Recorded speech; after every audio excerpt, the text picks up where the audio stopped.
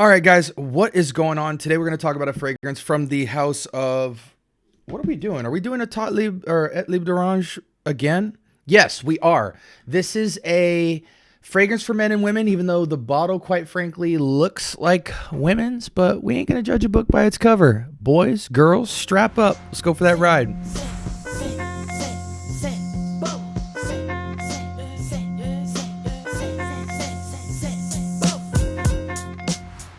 All right, welcome to the Scent Bubble. I'm your host for the evening. Today, from the house, we have 500 years. Classified as, well, unisex fragrance for men and women, launched in 2019, 3.7 out of 5. Man, I mean, can we get one fragrance from this house that has at least a 3.9 or higher? I swear, it's like, it really messes with the experience of like, dang, man, or does nobody like these fragrances?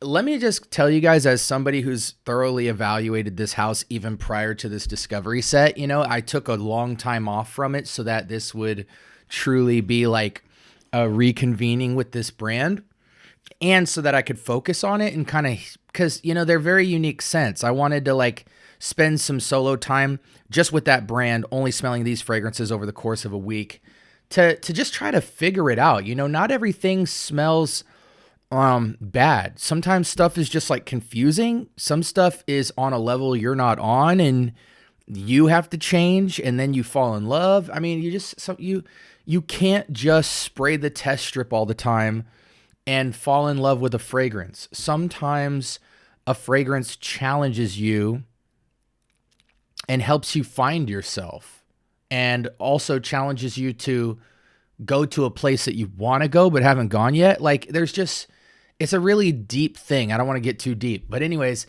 I wanted to get time with this brand to really see, like, are their scents just all falling short of the mark, or like, are they just different? And I need to not necessarily buy a bottle, but, you know, learn and change to kind of get into the wheelhouse of this brand, because not for nothing, like, these scents overall from the house that I've been evaluating, for those of you guys who don't know, I'm going through like a discovery set right now.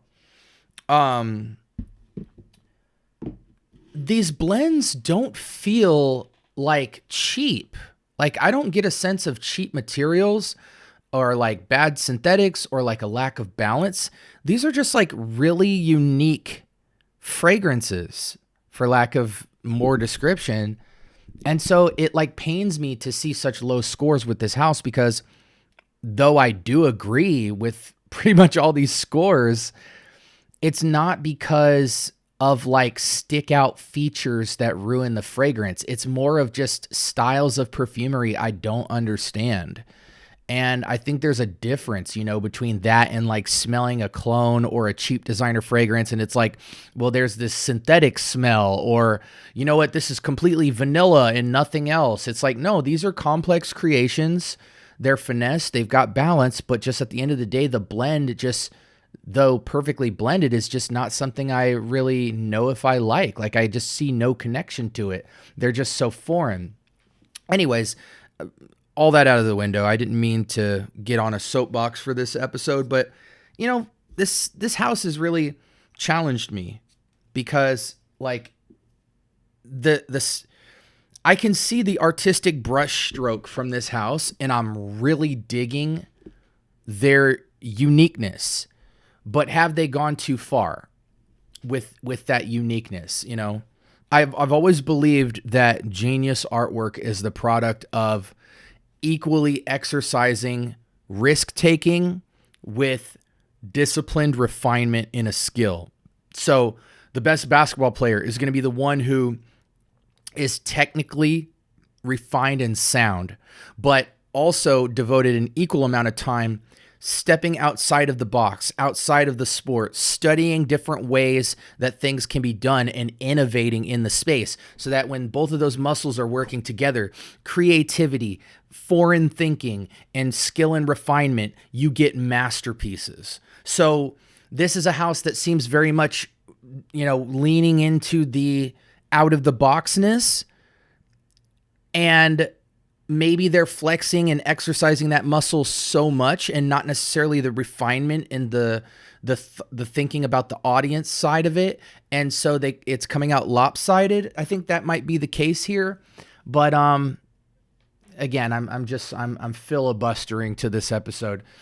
This scent is really unique. I'm smelling it in the air. That's why I felt comfortable, still talking, because I'm evaluating the scent. This is cool. This kind of reminds me of Club de Nuit Intense Woman, which is a fragrance I really love. The black bottle. It's an inspiration of Noir de Noir from Tom Ford. You kind of get like this dark rose with like green facets to it. It smells better than Club de Nuit Intense Woman. Not quite exactly like Noir de Noir. It's got a more airiness to it and a more greenness to it, but it's definitely got to be a rose scent. A little bit of spiciness in the back, earthy. It's got depth. It's up there. It's more familiar to my nose than some of the other creations. I just don't know how I feel about it yet. It does lean heavily feminine though. Let's go ahead and scroll down and kind of see some information. Saffron, cardamom, bergamot on the top, Turkish rose, agarwood oud in the mid, geranium. In the base, we have patchouli, amberwood, and suede. This is all rose, saffron, and cardamom with a very strong patchouli woody base. Almost exclusively. Bergamot's elevating, geranium's confusing up the heart a little bit to make body, but you're not really smelling it stand out. The stick out notes is the saffron rose cardamom thing. And the base and body feels like a woody, dark, earthy experience. But it's got a brightness to that dark profile. As a skin scent, it really dries down quite odd. Like it has its moments where it feels very much Noir de Noir-ish. But then there's other points where it kind of just leans very bright and like almost green. Like almost like there's too much bergamot in there. And it's kind of odd. It settles down to an unfamiliar again a little bit. It's a unique, quirky take on like a Noir de Noir style. It's a dark floral to me, a dark, earthy, fresh floral. I imagine the performance is easily 6 hours plus. Matter of fact, let's go ahead and just kind of summarize this for you guys. Feminine leaning unisex. It leans afternoon intimate with a breeze. Leans fall winter as well, or spring summer nights that are cooler. Performance 6 hours plus, easy. The projection is 2-3 feet. I do imagine a nice little lingerie 2-footer of sillage on this scent. I'm smelling it around the room. It does dissipate, but it's there for a little while. It has some decay time on it. Price point for this scent is pushing towards $200, but you can get it around the $100 price point. And alternatives would be Club de Nuit Intense Woman or Noir de Noir from Tom Ford, or more mass appealing take on that would probably be something like a Black Orchid or a Zara Man from Fragrance World, I think. Really cool scent though. I mean, I'm not mad at it at all. I just think it leans feminine for my taste. I'm at a high 7 with this. Like, I don't do decimals, but I say high 7 to say that I do believe it's above average, but not enough to carry it into 8 territory for me. I think for a woman, it could be more closer to an 8, but for men, it's just kind of more of a unique piece. It's intimate, but then it's fresh, dark, earthy. So you kind of got to be into that. Not everybody's into the Noir de Noir style. Score-wise, yeah, I give it just a 7. And I think we've gone over everything. What do I want to say else about this? Yeah, it's closer to it. It's more mass appealy than most of the scents I've tried from the house, but it still has that Etat Libre quirkiness to it where it feels very artistic and experimental.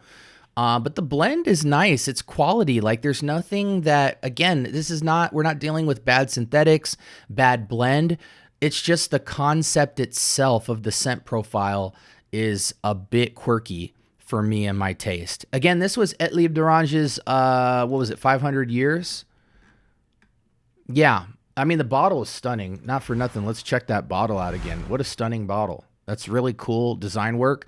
Glass on bent metal. Kind of has that liquefied color or feel to the labeling, that embossed look.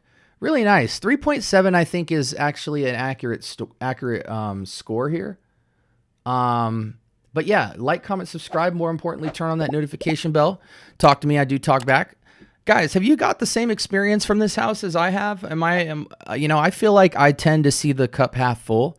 So I try to look for any bit of benefit or redeeming quality about a brand, just so that I don't ruin the experience and people say, oh, SB said it was trash, let's not get it. I try not to go there unless I really feel like the scent is an insult to my nose.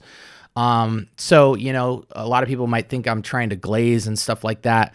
When I evaluate scents like this, but really, for me, if a scent is around a 7, being a 6 or an 8 or something like that, I feel the need to press in more to describing the fragrance and kind of leaving some things open-ended, because my 7 might be your 6 or 5, or my 7 might be your 8 or 9.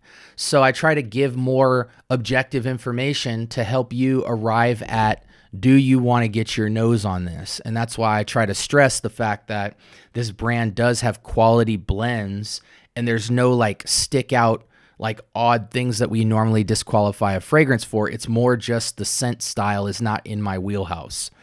But with that being said, I hope you guys got a lot of value from this review, and let me know what you want me to put my nose on next. And I hope you guys have a blessed rest of your week. Talk to me in the comment section. I do talk back. And with that being said, stay blessed. Peace.